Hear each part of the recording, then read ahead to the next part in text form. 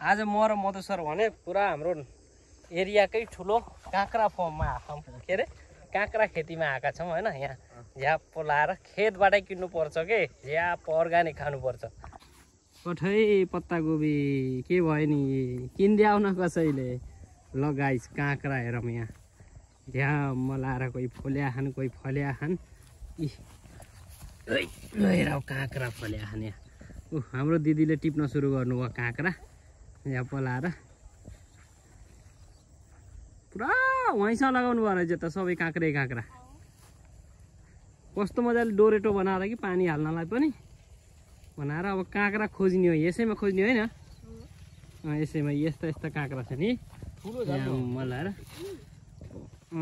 यसरी काँक्रा भाँचेर गाइस खेतबाटै झ्याममा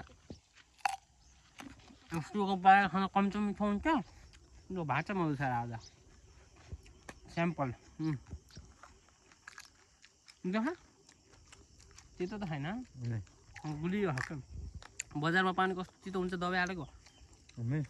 एउटा गल्ती गर्नु हो कि चाहिँ नुन खुर्सानी ल्याउनु भएन। हाम्रो खड्का दाईको काँक्रा खेती हो यो।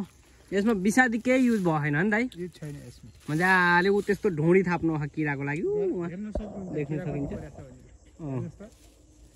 ल जाममा कति धेरै किरा भित्र पानी हालिदिने हो दाई। पानी हाल्दै सब किरा उडेर जान्छन् हम त्यही फसिन्छन्।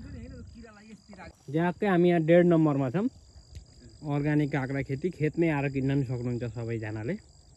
हाम्रो खड्का दाइलाई नचिनी त कुकुरबारामा कोही छैन होइन।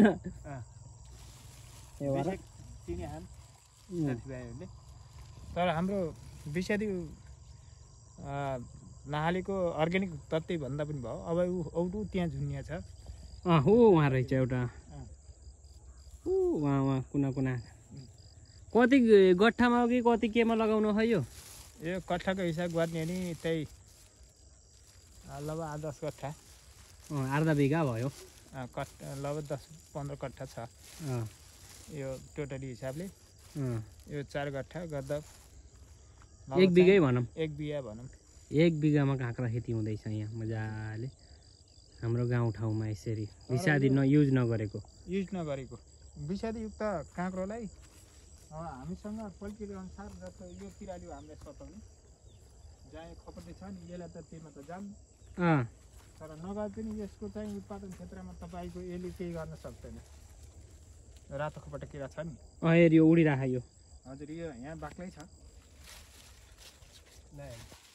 यही पन्थेहरू बाक्लै छन् तर हामीहरूले यसलाई विषादी नराखिकन जतिखेर त्यतिखेरै टिपेर च्याप्पा खाना पनि भयो।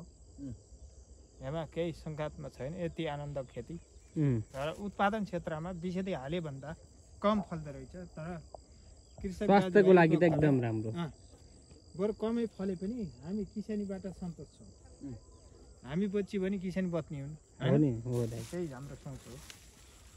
कतिपयले भन्नुहुन्छ नि त मधेसमा काँक्रै हुन्न भनेर तपाईँले त यस्तो चमत्कार रूपमा फैलाउनु हो। तपाईँको एक ड्याङ टिप्दाखेरि 1 क्विन्टल काँक्रो फल्छ यो एक लाइनमा 1 ड्याङमा एकचोटि टिप्दा त्यही पनि। हजुर जहाँ तपाईँलाई यहाँ बोर्ड देख्नु भएको छ यस्तो खालको बोर्ड भयो भने 1 क्विन्टल काँक्रो आरामले फल्यो।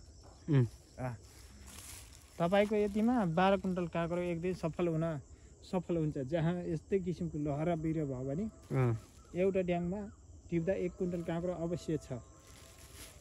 तर अहिलेको गतिलाई यो मौसमले साथ नदिएको हुनाले एउटा टिप्दाखेरि ल 20 किलो अहिले यो बारी पानी परेन त्यस कारणले हामीले आफूले मात्रै हालेको पानीले पनि नहुने क्या न।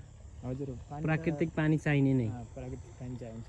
माथिको पानी भनेको यो किसानको लागि सबै जीव जन्तु वस्तुहरूलाई सबैलाई तेल हो कि यति बेलाको पानी किनभने माथि पानी मलियो हो।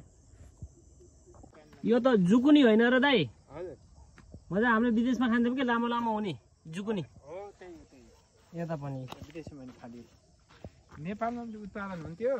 यो कस्तो हुन्छ त यो फर्सी हो के लामो हुन्छ यो त्यही काँक्रो जस्तो यति लामोसम्म हुन्छ।